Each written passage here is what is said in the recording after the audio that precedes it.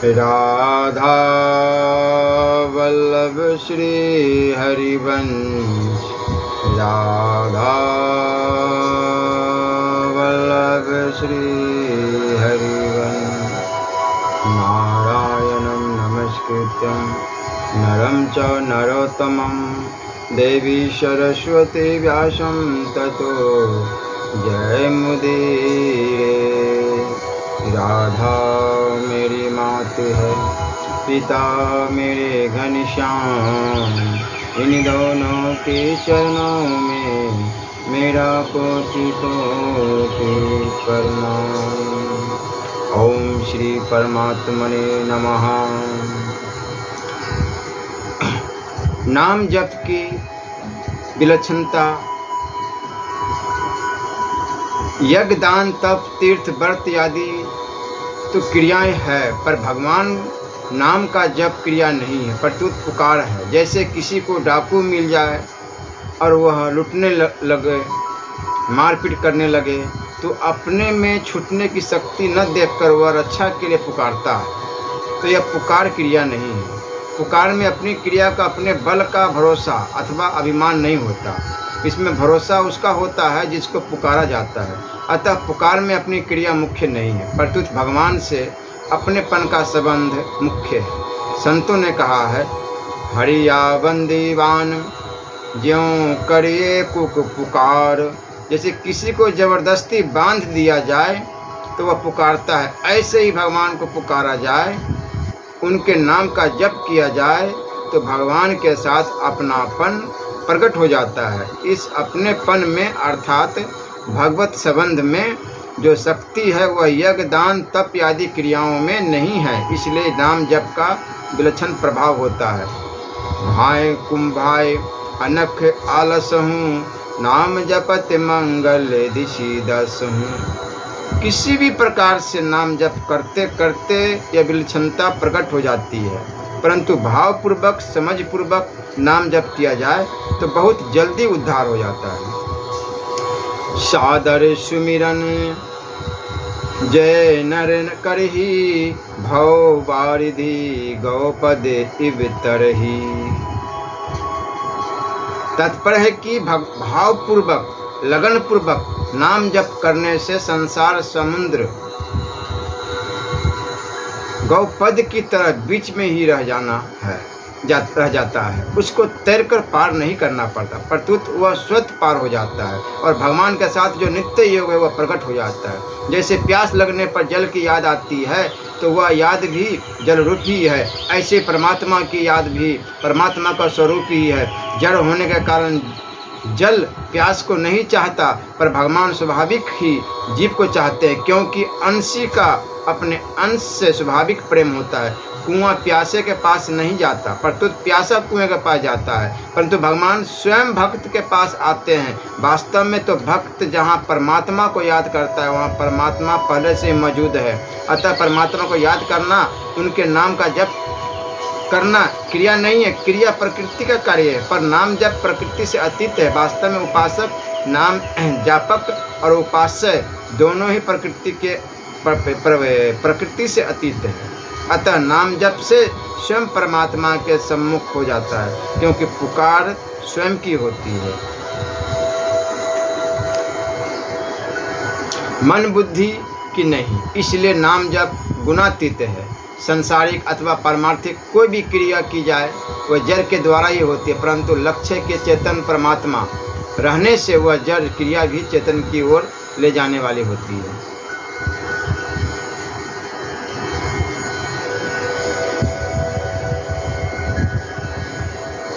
कर्म च्यो तत्दर्थ्ये सदित्यवा विधीयते। जहाँ हमारा लक्ष्य होगा वही हम जाएंगे। लक्ष्य परमात्मा है तो युद्ध रूपी क्रिया भी परमात्मा प्राप्ति का कारण हो जाएगी। इतना ही नहीं, लक्ष्य चेतन होने से जड़ भी चिन्मय हो जाएगा, जैसे मेरे तो गिरधर गोपाल दूसरों ना कोई। इस प्रकार भगवान का होकर भगवान का भजन करने से मीराबाई का जड़ शरीर भी चिन्मय होकर भगवान के श्री विग्रह में लीन हो गया। अतः क्रिया भले ही जड़ हो, पर उद्देश्य जड़ भोग और संग्रह नहीं होना चाहिए। शास्त्रों में यहाँ तक लिखा है कि पापी से पापी मनुष्य भी उतने पाप नहीं कर सकता जितने पापों का नाश करने की शक्ति भगवत नाम में है। वह शक्ति है मेरे नाथ। हे मेरे प्रभु, इस पुकार में है। इसमें शब्द तो बाहर की वाणी से क्रिया से निकलते हैं, पर आह भीतर से स्वयं से निकलती है। भीतर से जो आवाज़ निकलती है उसमें एक ताकत होती है। वह ताकत उसकी होती है जिसको वह पुकारता है। जैसे बच्चा रोता है और माँ को पुकारता है तो उसका माँ के साथ भीतर से घनिष्ठ संबंध होता है, इसलिए माँ ठहर नहीं सकती, दूसरा काम कर नहीं सकती। इसी तरह सच्चे हृदय से भगवान का नाम उच्चारण करने से भगवान ठहर नहीं सकते, उनके सब काम छूट जाते हैं। तात्पर्य है कि भगवत नाम के जप में एक अलौकिक विलक्षण ताकत है, जिससे जीव का बहुत जल्दी कल्याण हो जाता है। जब दुशासन द्रौपदी का चीर खींचने लगा, तब द्रौपदी ने गोविंद द्वारकावासिन कृष्ण गोपी जन प्रिय कहकर भगवान को पुकारा। पुकार सुनते ही भगवान आ गए, पर उनके आने में थोड़ी सी देरी लगी, क्योंकि द्रौपदी ने भगवान को द्वारकावासिन कहा, तो भगवान को द्वारका जाकर आना पड़ा। अगर वह द्वारकावासिन नहीं कहती तो थोड़ी सी देरी भी नहीं लगती, भगवान तत्काल वहीं प्रकट हो जाते। एक भगवान श्री कृष्ण का भक्त था और एक भगवान राम का भक्त था। दोनों ने अपने अपने इष्ट देव को पुकारा तो भगवान कृष्ण बहुत जल्दी आ गए, पर भगवान राम को आने में देरी लगी। कारण यह था कि भगवान राम राजाधिराज है, राजाओं की सवारी आने में तो देरी लगती ही है, पर ग्वाले के आने में क्या देरी लगती है। उसको आने के लिए कोई तैयारी नहीं करनी पड़ती। यह भक्त का भाव है। अयोध्या में एक सज्जन मिले थे। वे अपने पास एक बाल रूप राम का चित्र रखा करते थे। उन्होंने कहा कि मैं तो बाल रूप राम जी की उपासना करता हूँ। महाराजाधिराज राजा राम की उपासना करते हुए मेरे को डर लगता है कि वह राजा ठहरे, कोई कसूर हो जाए तो चट कैद में डाल दे। परंतु बाल रूप राम को मैं धमका भी सकता हूँ, थप्पड़ भी लगा सकता हूँ। यह भक्तों की भावनाएं हैं। अगर मनुष्य नाम जप को क्रिया रूप से न लेकर पुकार रूप से ले ले तो बहुत जल्दी काम हो जाएगा और भगवत प्रेम की भगवत संबंधी स्मृति जागृत हो जाएगी। संसार की आसक्ति के कारण भगवत प्रेम ढक जाता है। भगवान को पुकारने से वह प्रेम प्रकट हो जाता है। विचार करे परमात्मा अपने है कि संसार अपना है। हमें संसार प्यारा लगता है कि भगवान प्यारे लगते हैं। सदा हमारे साथ भगवान रहेंगे कि संसार रहेगा। हम परमात्मा के अंश है, ममे बांसो जीव लोके। फिर हमें परमात्मा प्यारे लगे, संसार प्यारा लगे, ये क्या उचित बात है। संसार तो हरदम हमसे दूर होता है, क्षण भर भी हमारे साथ नहीं रहता, और परमात्मा सदा हमारे साथ रहते हैं, क्षण भर भी दूर नहीं होते। परंतु हमारी दृष्टि परमात्मा की तरफ नहीं, परंतु संसार की तरफ है। हम भगवान के अंश हैं तो हमें भगवान प्यारे लगने लग चाहिए, परंतु हमें परम पिता परमेश्वर इतने प्यारे लगते जितना संसार प्यारा लगता है। संसार साथ रहता नहीं और साथ रहेगा नहीं, रह सकता नहीं। यह एक क्षण भी साथ नहीं रहता, हरदम हमसे दूर हो रहा है। रुपए पैसे मकान स्त्री पुत्र परिवार आदि कोई भी साथ रहने वाला नहीं है और भगवान का साथ छूटने वाला नहीं है। शरीर संसार का संबंध हरदम छूट रहा है। हमारी उम्र में से जितने वर्ष बीत गए उतना तो संसार छूट ही गया। यह प्रत्यक्ष बात है, एकदम सच्ची एवं पक्की बात है। जिस क्षण जन्म हुआ उसी क्षण से शरीर संसार हमसे दूर जा रहा है। संसार की प्रत्येक वस्तु प्रतिक्षण बदल रही है, परंतु अनंत युग भले ही बीत जाए, भगवान नहीं बदलेंगे। वे कभी हमसे दूर नहीं होंगे, सदा साथ रहेंगे। हम सदा भगवान के साथ हैं और भगवान सदा हमारे साथ है। जो शरीर एक क्षण भी हमारे साथ नहीं रहता, वह शरीर हमें प्यारा लगता है और लोगों की दृष्टि में हम भगवान की तरफ चलने वाले सत्संगी कहलाते हैं। विचार करें कि वास्तव में हम सत्संगी हुए कि कुसंगी हुए। हम सत्य का संग करते हैं, असत का संग करते हैं। हमें सत्य प्यारा लगता है कि असत्य प्यारा लगता है। कम से कम इतनी बात की तो होश होनी चाहिए कि संसार हमारा नहीं है। हम परमात्मा के अंश होने से मल रहित है। चेतन अमल सहज सुख राशि, परंतु संसार का संग करने से मल ही मल लगता है, दोष ही दोष लगता है, पाप ही पाप लगता है। संसार के संग से लाभ कोई नहीं होता और नुकसान कोई बाकी नहीं रहता। हम शरीर में कितनी ममता रखते हैं, उसको अन्न जल देते हैं, कपड़ा देते हैं, आराम देते हैं, उसकी संभाल रखते हैं, पर शरीर हमारा बिल्कुल कायदा नहीं रखता। रात को भूल से भी शरीर से कपड़ा उतर जाए तो शीत लग जाता है, बुखार आ जाता है। रोटी देने में एक दिन देरी हो जाए तो शरीर कमज़ोर हो जाता है। हम तो रात दिन शरीर के पीछे पड़े हैं, पर यह हमारी परवाह नहीं करता, हमारी भूल को भी माफ़ नहीं करता। फिर भी शरीर हमें प्यारा लगता है और सदा हमारा हित चाहने वाले भगवान और उनके भक्त प्यारे नहीं लगते। प्रत्येक व्यक्ति को विचार करना चाहिए कि हमें कौन अच्छा लगता है। जो भगवान में उनके भजन स्मरण में लगाता है वो अच्छा लगता है, कि जो संसार में लगाता है वो अच्छा लगता है। जो वस्तु सदा साथ नहीं रहती वो अच्छी लगती है, कि जो सदा साथ रहती है वह अच्छी लगती है। शरीर संसार हमारे साथ नहीं रहते और हम उनके साथ नहीं रहते, परंतु धर्म हमारे साथ रहता है, ईश्वर हमारे साथ रहता है, न्याय हमारे साथ रहता है, सच्चाई हमारे साथ रहती है। विचार करें कि हम सच बोलते हैं कि झूठ बोलते हैं। हमें न्याय अच्छा लगता है कि अन्याय अच्छा लगता है, ईमानदारी अच्छी लगती है कि बेईमानी अच्छी लगती है। हमें अन्याय अच्छा लगता है तो उसका फल क्या होगा। भोग अच्छे लगते हैं तो उसका फल क्या होगा। भोगने से हमें लाभ हुआ है कि नुकसान हुआ है। अपने जीवन को संभाले और सोचे कि हम क्या कर रहे हैं, किधर जा रहे हैं, हमें क्या अच्छा लगता है। भगवान का भजन अच्छा लगता है कि संसार भोग और संग्रह अच्छा लगता है। संसार क्या फायदा करता है और भगवान क्या नुकसान करते हैं। पाप क्या फायदा करता है और धर्म क्या नुकसान करता है। विचार करें, देखें, सोचें। संसार साथी सब स्वार्थ के हैं, पक्के विरोधी परमार्थ के हैं।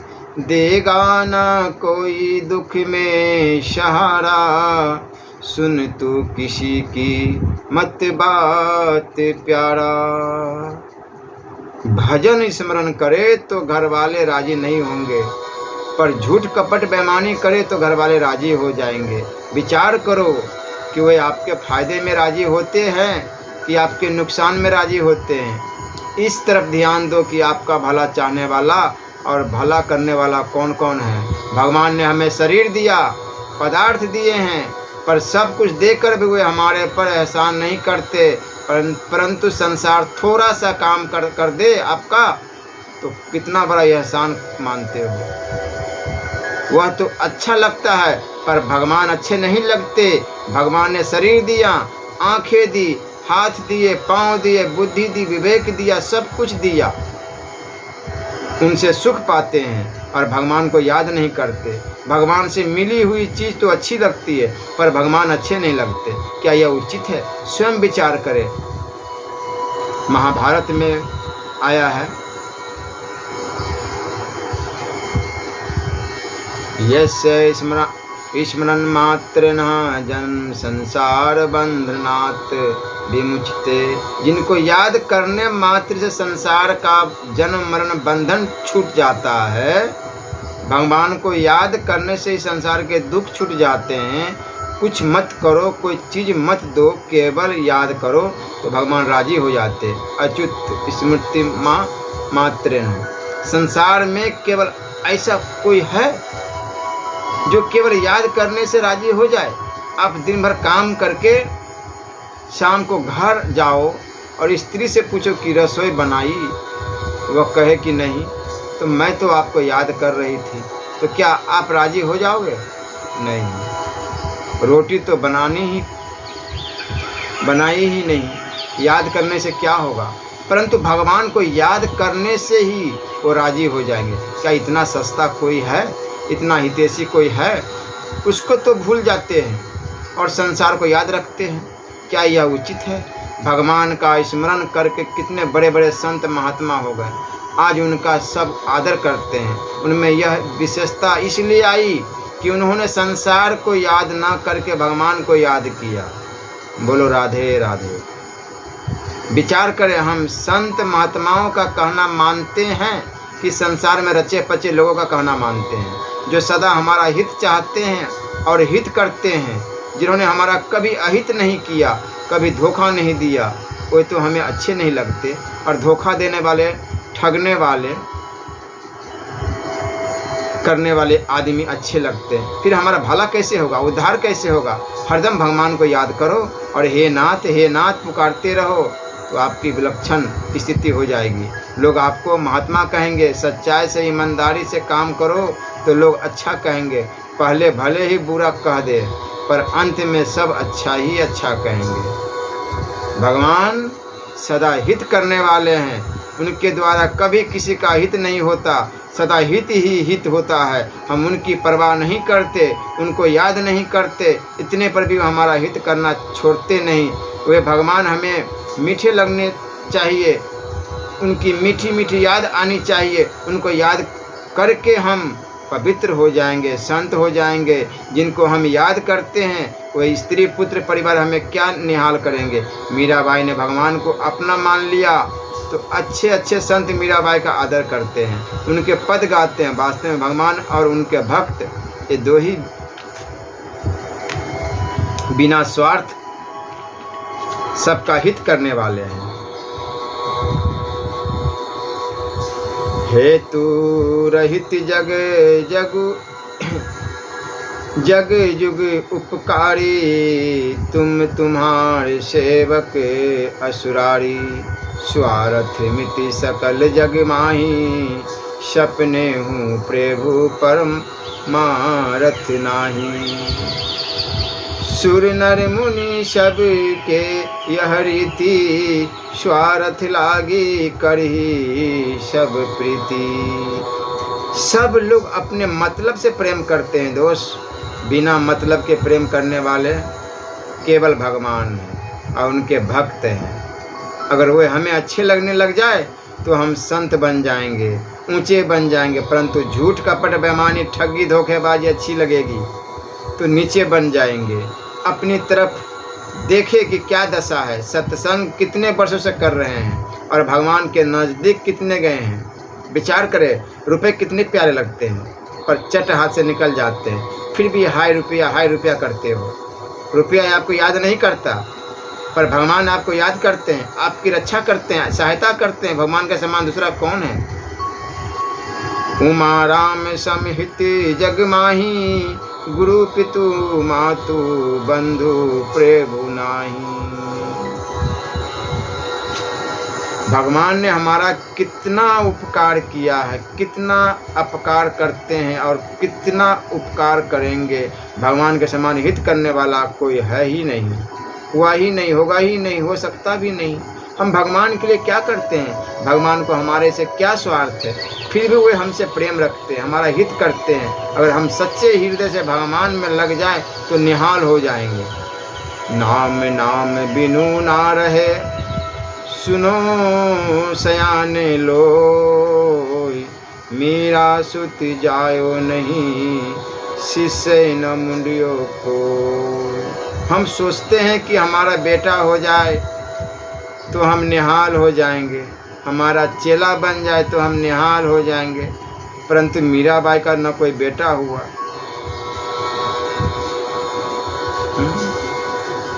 न उन्होंने कोई चेला बनाया, पर आज कई पीढ़ी बीतने पर भी लोग उनका नाम लेते, बड़ी आदर से, सम्मान से उनको याद करते हैं। आपको 3-4 पीढ़ी के नाम भी नहीं याद नहीं होंगे। मीराबाई में एक ही विशेषता थी, मेरे तो गिरधर गोपाल, दूसरों ना कोई। एक भगवान को याद करने से सब काम ठीक हो जाता है, लोक परलोक दोनों सुधर जाते हैं। परंतु भोगों को याद करने से शरीर भी खराब होता है, मन भी खराब होता है, आदत भी खराब होती है, स्वास्थ्य भी खराब होता है। इसलिए हरदम भगवान को याद रखो, यही सबका सार है। बोलो राधे राधे। श्री राधा वल्लभ लाल की जय।